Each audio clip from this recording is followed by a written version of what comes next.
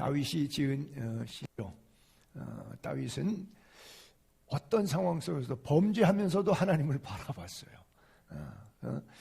사망의 음침한 골짜기에서도 하나님을 바라봤고, 왕돼서 잘 먹고 잘 살 때도 하나님을 바라봤고, 그는 주바라기 그런 삶을 살았어요.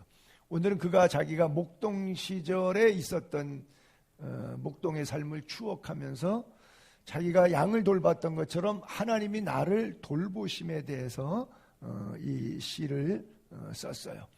사실 다윗이 등극하게 된 결정적인 배경은 약관 17세의 나이에 블레셋 골리앗이 쳐들어왔는데, 골리앗이 갖고 있는 칼이 제 키입니다. 제가 190인데 칼이 180이었어요. 골리앗의 칼이. 그리고 골리앗의 키는 2m 70이었습니다. 어마어마하죠. 그 장수가 섰는데 키 150, 160 요 사이 어간에 17살 먹은 까무잡잡하는 소년 다윗이 싸워서 이기죠. 다윗과 골리앗. 그래서 보통 스포츠 신문 같은 거 옛날에 보게 되면 말도 안 되는 팀이 엄청난 우승팀을 게임에서 이기면 이게 다윗과 골리앗 전쟁인 것처럼 이렇게 수식하는 표현들이 있거든요. 자, 그럼 그 다윗이 골리앗을 무찔렀을 때에 무찌르기 위해서 이제 왕궁에 가죠. 그리고 사울 왕을 아련합니다. 제가 가겠습니다. 그랬더니 사울 왕이 뭐라 그랬냐면, 내가 가서 저 블레 사람과 싸울 수 없어. 왜? 너는 소년이야. 그는 키가 270에 그가 갖고 있는 칼이 배틀자루 같아서 길이가 180cm짜리 네 키보다 더 큰 칼을 차고 계셔. 그 사람이. 그리고 용사야. 칼을 휘두르는 사람이야. 너는 전쟁이 뭔지도 모르는 애잖아. 그래서 못 가 그랬어요. 자, 이 구절에서 제가 시비를 걸고 싶은 것은 다윗과 사울의 뷰 포인트입니다. 사울은 뭘 봤느냐? 문제를 봤어요. 문제가 뭐예요? 골리앗이죠. 그러니까 이미 마음속에서 졌어요. 여러분, 환자들이 죽을 때 살 사람하고 죽을 병 들었는데 살 사람하고 죽을 사람은 마음속에서 답이 나와 있어요. 살 사람은 자기가 죽지 않고 살 것에 대한 꿈을 꾸고 그 비전을 갖고 믿음으로 결단하고 그렇게 살아가요. 근데 죽을 사람은 마음이 벌써 죽었어. 아이쿠 심쿵. 그렇죠. 주로 의사가 암입니다. 그러면 제일 먼저 무너지죠.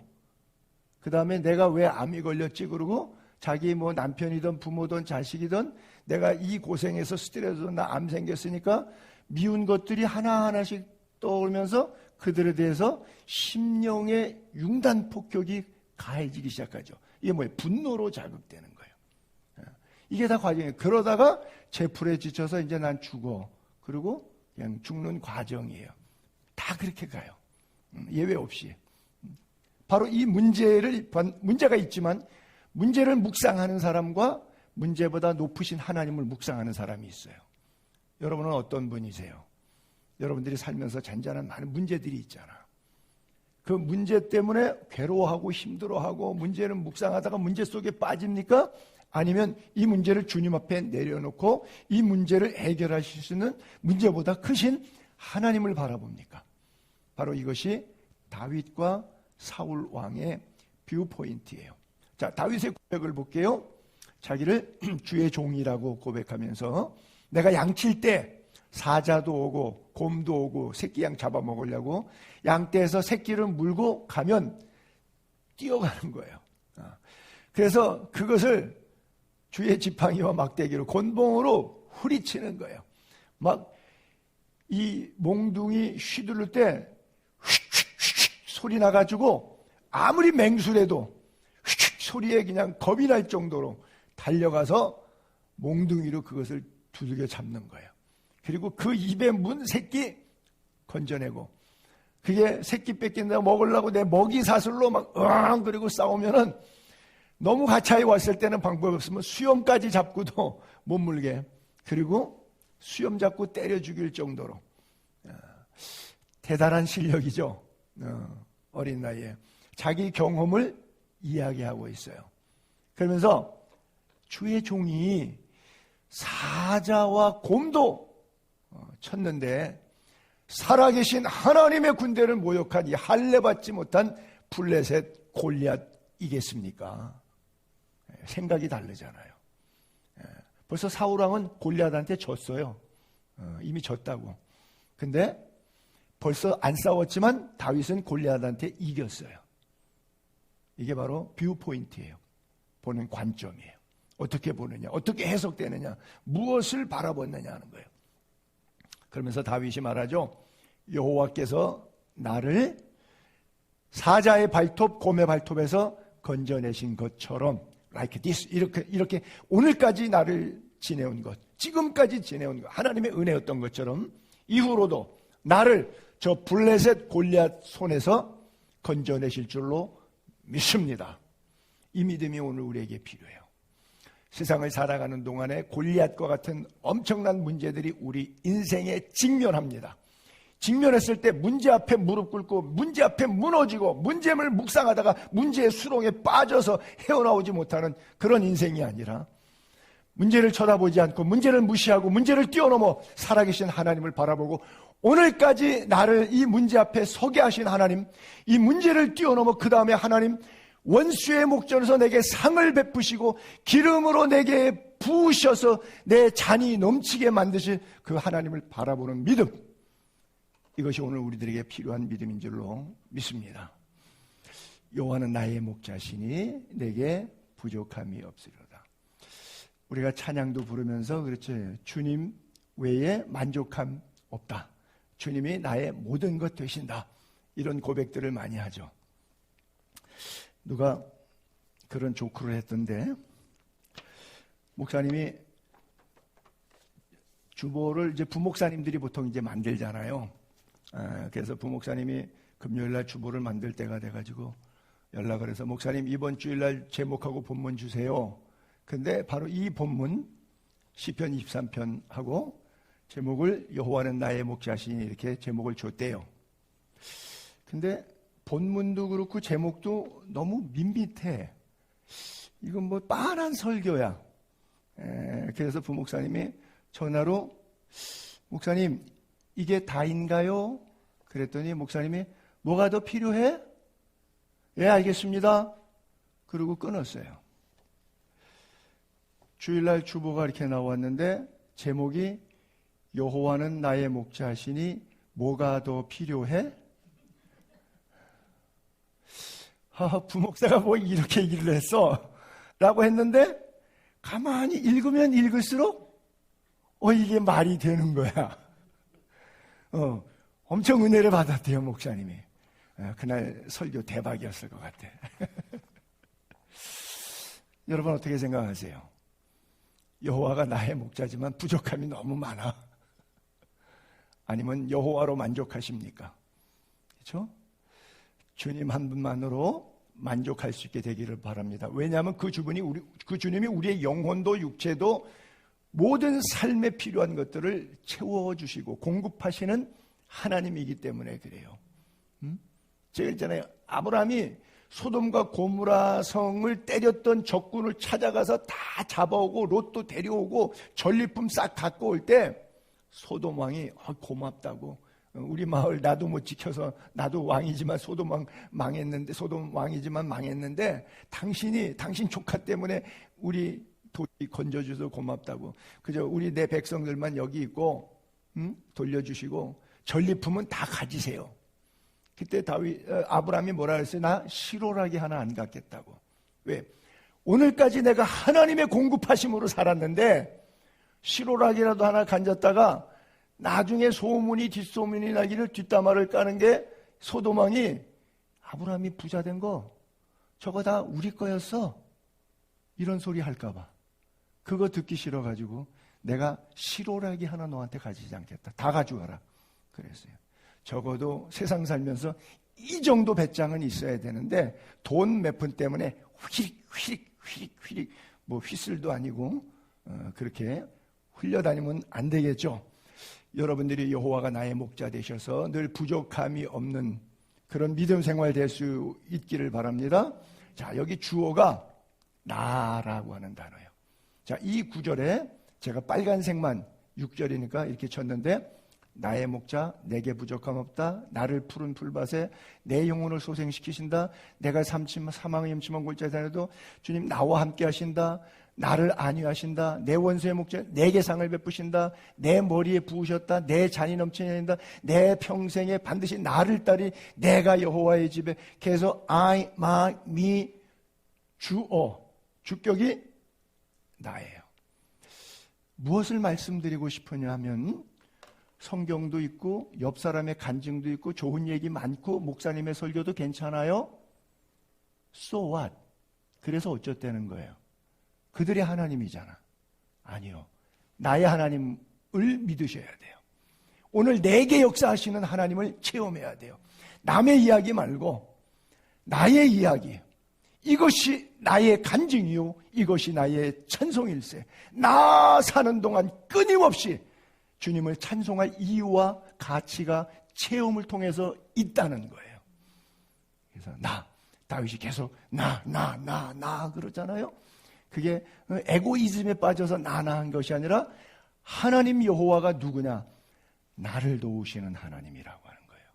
그래서 나의 하나님이라고 하는 1인칭으로서의 하나님을 경험할 수 있게 되기를 바랍니다. 예전에 이 사사시대에 베들레헴, 예수님의 태어난 곳인데, 엘리멜렉과 나오미라고 하는 부부 사이에 말론과 기련이라고 하는 두 아들과 함께 흉년 때문에 어디로 갔냐면 모압 땅으로 갔죠. 근데 나오미가 남편도 죽고 두 아들 거기서 장가 들었는데 며느리 둘만 남고 아들 둘이 다 죽었어요. 10년 살았어요. 10년 안에 여자들만 낳고 남자 셋은 죽었어요. 얼마나 마음이 힘들었는지. 그런데 소문을 들으니까 고향에는 풍성해. 그래서 이제 고향으로 돌아가서 남은 생에 입에 풀칠이나 하다가 살다가 죽어야지. 그리고 나오미가 며느리들 보고, 너희들은 아직 젊고 아이 낳고 행복하게 가정 꾸밀 수 있으니까 남아라. 근데 둘째 며느리 오르바는 남고 첫째 며느리였던 룻은 따라가요. 그때 룻이 고백했던 말 가운데 단어가 이런 단어예요. 룻이 이르되, 어머니, 내게 어머니를 떠나며 어머니 따르지 말고 집으로 돌아가라. 이렇게 강제로 권면하지 마세요. 어머니 가는 곳에 나 따라갈래요? 어머니가 머무는 곳에 나도 거기 살 거예요. 어머니 백성, 나의 백성 되고, 어머니의 하나님, 나의 하나님 되신다. 여러분, 지금 쫄딱 망한 집안이에요. 백성이요? 자식 하나 없어요. 무슨 백성이 있어요? 백성이 자식도 없는데, 과부가 돼갖고 가산탕진하고, 힘줄 만한 남성, 힘쓸 만한 남성 우리 집안에 하나도 없는데 무슨 백성이 있어요, 백성이. 근데 뭘 본 거예요? 믿음으로 본 거예요. 믿음으로 본 거예요. 하나님이 나를 통해서 축복하실 것을 믿었어요. 이 믿음이 있기를 바랍니다. 어머님의 백성이 나의 백성이 되고, 어머님의 하나님이 나의 하나님. 저 정도 되면 하나님 모르는 모함 여인 같으면요, 그냥 보이는 대로 하나님을 평가하고 인생을 평가할 거예요. 이건 신으로부터 저주받은 거야. 그냥 이렇게 평가해버리고 삶이 무너진 채로 끝나버리지. 나의 하나님, 나의 하나님, 나의 하나님. 하나님을 저주하고 죽을 사람인데, 그럼에도 불구하고 나의 하나님이라고 고백해요. 마치 다윗이 오늘 본문의 요한복음 시편 23편을 고백하듯이 나의 하나님. 그래서 여러분들이 상황과 환경을 뛰어넘어서 늘 나의 하나님으로 고백할 수 있게 되기를 바랍니다. 그래요. 그래서 롯은 여러분들이 잘 아시다시피 마태복음 1장 1절 이후에 계보에 들어가는데, 아브라함과 다윗의 손 예수 그리스도의 계보 속에 이 룻이라고 하는 여인이 오벳 낳고, 오벳은 이세 낳고, 이세는 다윗 왕을 낳았으니까 룻은 다윗 왕의 증손자, 증모가 됐어요. 증조모가 됐어요. 이게 보통 여상한 일 아닙니까? 어머님이 하나님, 나의 하나님. 어머님의 백성, 나의 백성. 과부가 자식도 없는데 성경에 사사기서를 끝나고 마태복음으로 들어오니까 루시 살았던 시대의 정황과는 전혀 다른 모습을 성경은 증언해 주고 있어요. 오늘 우리가 살아가는 삶에 때로는 척박하고 내 마음에 안 들고 해석되거나 이해되지 않는 고통으로 인해서 너무 스트레스가 많이 될 수 있겠지만 믿음의 눈으로 바라볼 때, 다윗의 눈으로 바라볼 때, 여호와가 나의 목자가 되시면 전혀 부족함이 없을 것을 믿을 때에 하나님의 선하심, 인도하심을 경험하게 될 거예요. 저는 왜 마태복음 1장 1절 첫 절의 단어에 아브라함이 나왔을까 생각해요. 사실 제대로 된 족보를 정확하게 언급하려면 아담과 뭐 이렇게 시작하다든지, 그렇죠? 큰 사람 뭐 아담과 홍수의 노아와 그 다음에 아브라함과 다윗의 손 예수 그리스도, 뭐 이름들이 오만 이름, 우리가 알지도 못하는 뭐 마할랄렐리니 뭐 이런 이름들도, 뭐 게르소민이 뭐 이런 이름들도 많은데 아는 노아도 안 나오고 아담도 안 나와. 저는 이해를 못해요. 왜 그런지. 제가 아는 성경 상식에서는. 근데 하나님은 이렇게 결정하셨어요. 아브라함은 누구예요? 이방 땅 사람이에요. 그리고 아버지가 데라예요. 데라가 뭐 하는 사람이죠? 직업이 우상 만들어 파는 사람이에요. 거의 무당 수준이에요. 그런 집 아들이에요. 무당집 아들이에요. 그런데 느닷없이 저 이라크 지역에 살고 있던, 갈대아 우르 지역에 살고 있던 사람을 땅을 옮기고 후손을 옮기고, 그러면서 그 후손을 통해서 룻과 같은 여인의 믿음을 통해서 하나님은 예수 그리스도 인류 구속사를 이 땅에 이루어 가십니다. 인간 족보로는 헤아릴 수 없고 이해할 수 없는 거예요. 전 세계 어느 나라 족보책을 봐도 아마 그럴걸요. 거기에 미담만 딱 써 있고 흠결이 있는 거는 족보에서 아마 다 지웠을걸요. 족보책을 쓴다면 그렇게 쓸 거예요. 가진 자가 역사를 기록하면 승자 편의 기록만 남는 거예요.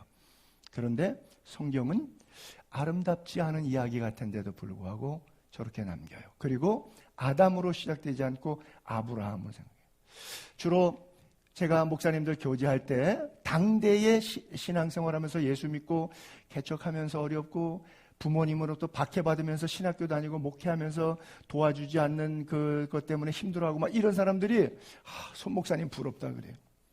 뭐 아버님도 목사님이고 뭐 할아버지 할머니 때부터 예수 믿고, 그리고 뭐 3대째 아들까지 목사 되니까 얼마나 저 복받은 집안이냐고 막 이래요. 그런 거 전혀 없어요. 그건 그 사람의 생각일 뿐이에요. 그렇게 따지면 성경에는 아담부터 기록되었어야지 우상의 아들 아브라함부터 기록될 데가 없어요. 아브라함은 1세대 믿음이에요. 혹시 여러분 가운데 조상적부터 예수 믿지 않고 나로부터 우리 집안의 믿음이 시작됐다면 여러분은 믿음의 조상이 되는 거예요. 믿음의 손자 되는 게 좋겠어요? 믿음의 조상 되는 게 좋겠어요? 그렇죠? 이게 복중의 복이에요. 복중의 모르셨죠? 그래, 듣고 보니까 맞네. 그래요. 아담의 후손이 아니라 하나님은 우상의 자식, 갈대아 우리에 살았던 아브라함의 자손이라고 말하고 있어요. 오늘 여러분들의 걷는 길이 헛되지 않고, 여러분들의 고난이 헛되지 않고, 여러분들의 기도가 헛되지 않습니다. 하나님께서 여러분들을 이 모양 저 모양 훈련 연단시킬 때 그 과정 속에 하나님의 구속사가 여러분들을 향한 여러분들의 가정의 구원과 여러분들의 친인척의 구원이 있어요. 그 구원의 눈으로, 믿음의 눈으로 바라볼 수 있게 되기를 바랍니다. 그래요. 사울 왕은 자기가 아말렉을 다 진멸하라 그러는데 진멸하지 못했어요. 그리고 짐승 놔뒀어요.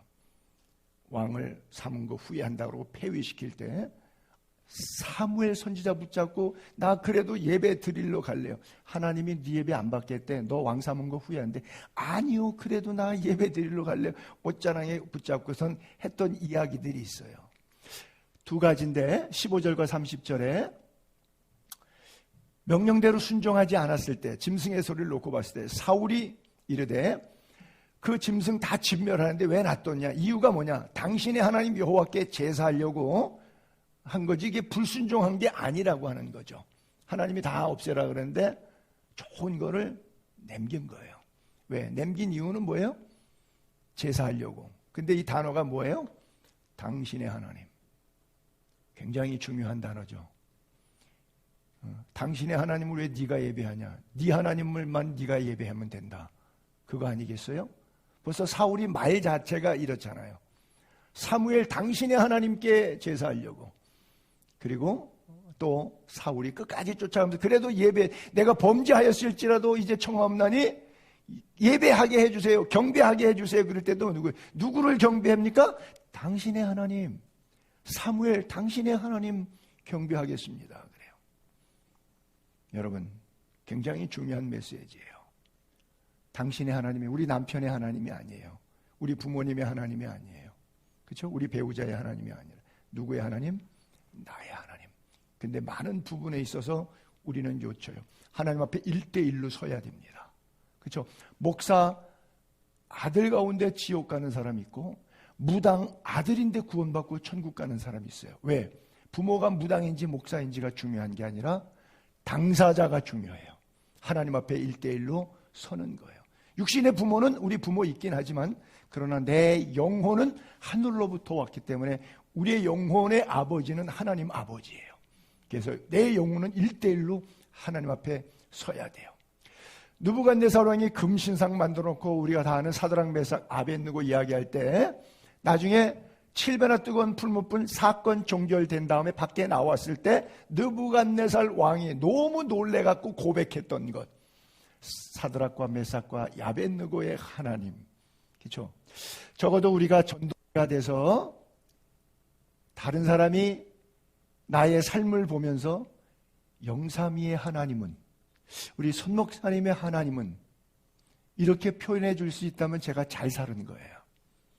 그렇죠? 바로 그거죠.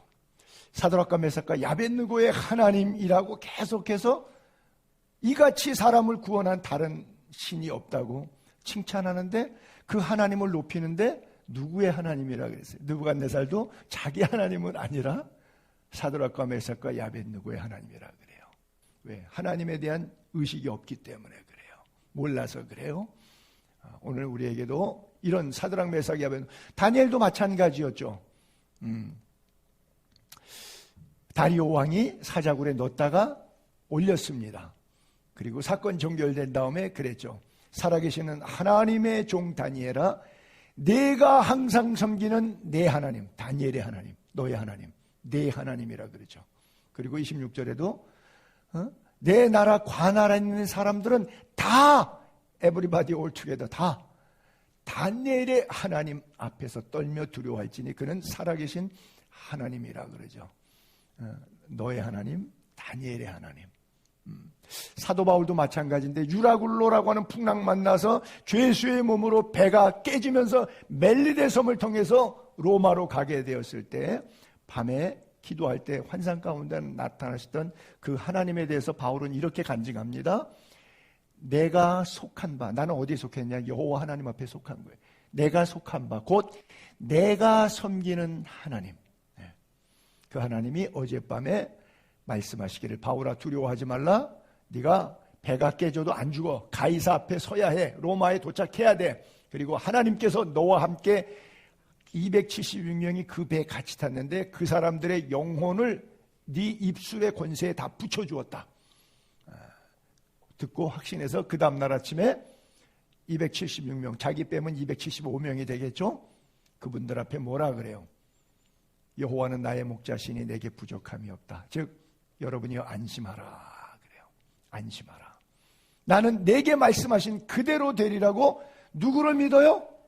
하나님을 믿어요. 상황을, 파도를, 풍랑을, 역경을 문제 삼는 것이 아니라 상황은 안 좋지만, 상황은 풍랑이지만 풍랑 넘어 풍랑을 조절하시는 하나님을 바라봤어요. 그 하나님을 믿었어요. 그래서 본문에 그는 여기 한 4가지 빨간 단어를 수식할 때 푸른 풀밭 쉴만한 물가로 인도하시는 하나님, 내 영혼을 살려주셔가지고 그 다음에 남은 살아있는 내 영혼을 똑바로 살도록 의의 길로 인도하시는 하나님. 그리고 살다 보면 어려움을 만날 수 있죠. 사망의 음침한 골짜기를 만날 수 있죠. 그때 나와 동행하셔서 내가 그 상황은 어렵지만 그 어려움 때문에 문제 때문에 죽지 않게 하시는 하나님. 나와 함께 하시는 하나님. 그리고 때때로 주의 지팡이와 막대기가 나를 안위하신다. 안위라고 하는 단어가 구약식으로 말하면 노아라는 뜻입니다. 노아 이름이 안위라는 뜻이에요. 그게 뭐예요? 방주를 지어서 방주 안에 안위하셨다는 말이에요. 노아가 바로 그 역할이에요. 물론 막대기와 지팡이도 나무 토막이기는 해요. 같은 방주 재료이기는 해요. 노아라고 하는 안위라고 하는 뜻이 구원의 방주처럼 우리들의 영혼과 육체를 감싸고 있는, 그것이 때때로 우리가 신학자들이 그렇게 주석하기도 하는데, 지팡이는 인도하는 것, 막대기는 외부 적 짐승 들어올 때 곤봉으로 내쫓는 것.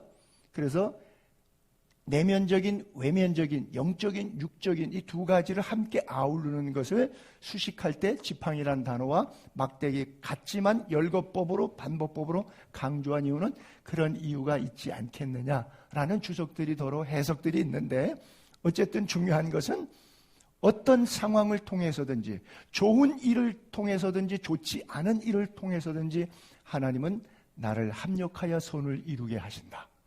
안위하시는 하나님이시다 라고 하는 것을 그가 믿음으로 고백하고 있는 거예요. 마지막 절에 주께서 내 원수의 목전에서 상을 차려주시고, 이거는 뭐예요? 밥상이에요. 밥상. 1등, 2등, 3등 상이 아니고 원수의 목전에서 내게 밥상을 차려주시는 거예요. 기름을 내 머리에 부으셨으니 성령이죠. 내 잔이 넘치나이다. 오전 시간에도 말씀했는데 우리의 죄는 비우는 거예요. 다 삼가하라는 비우는 거예요. 그 다음에 성부, 성자, 성령, 하나님은 채우는 거예요. 자, 기름, 성령의 기름을 내 머리에, 내 인생에 부으시니까 내 잔이 넘쳐나는 거예요. 그래서 나는 말씀대로 살겠다는 의미를 내가 여호와의 집에 영원히 살리라. 그 집을 떠나지 않고 다른 집에 가지 않고 여호와의 집에 평생 영원히 계속 살겠다고 하는 뜻은 교회에서 예배 드릴 때, 설교 들을 때만 은혜 받아서 그렇게 살아야지라고 끝나는 것이 아니라 예배 끝나고 돌아가서 일주일 동안 삶 속에 바로 여호와의 집에 영원히 사는 삶을, 예배의 생활화, 은혜의 생활화, 삶의 예배, 예배당에서만 드리는 예배가 아니라 세상 속에서 계속해서 드려지는 예배, 그것을 내가 여호와의 집에 영원히 사는 것이다 라고 그랬어요. 사진 한 장을 여기다가 또 AI에게 부탁했어요. 이 성경 구절에 맞도록 넘치는, 내 잔이 넘치나이다를 그려봐. 그랬더니 얘가 요따구로 그렸어요. 그래서 내가 잔 기울어지지 않고 서 있는 상태에서 해봐 그랬더니 3번, 4번 주문 반복해도 얘가 말을 안 듣더라고. 그냥 기울어진 채로 있더라고. 나는 저기 기울어지지 않은 상태에서 이렇게 찰찰 넘치길 바랬는데 그냥 쏟아서 넘치는 거더라고요. 내 의도하고는 다른데 어쨌든 저기 목자도 있고 양치기 이렇게 양들도 있고, 그러니까 이 구절을 한번 그림으로 네가 표현해 보라 그랬더니 하여간 이렇게, 요즘엔 AI하고 논다고 아주 정신없어요. 재밌어요. 말씀을 정리하면서 여러분, 가나의 혼인잔치에 뭐가 떨어졌죠? 포도주가 떨어졌죠. 잔에 뭐가 남아요? 포도주가 떨어졌어요. 빈잔이에요. 예수님께서 말씀하실 때 물이 변하여 포도주가 돼서 처음보다 더 낮은 차고 넘치는 은혜의 잔을 경험합니다. 예수님의 성찬이에요. 그렇죠? 오늘 우리 인생 가운데 바닥 날 수 있어요. 잔치집에 포도주 떨어지면 인생 바닥 난 거예요. 그렇잖아요. 근데 물 아무것도 아닌 것을 하나님께서 가장 잔치집에 제일 필요한 중요한 필요 충분 조건의 강력한 물질을 만들어내십니다.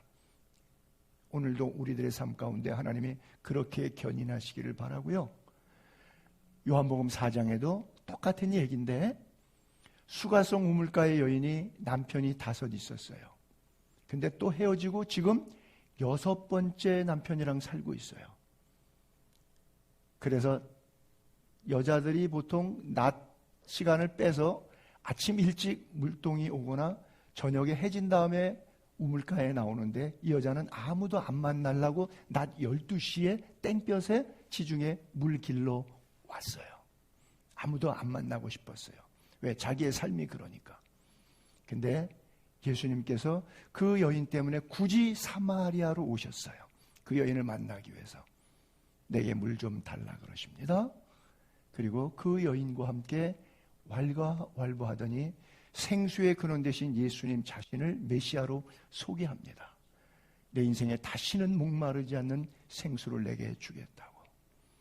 그래서 그 여인의 가슴 속에 하나님의 나라를 주고 사마리아 교회에 사마리아 지역에 복음화를 이루어서 흔히 말해서 사마리아 교회 여전도사님으로 남은 생애는 살아가도록 만들어요.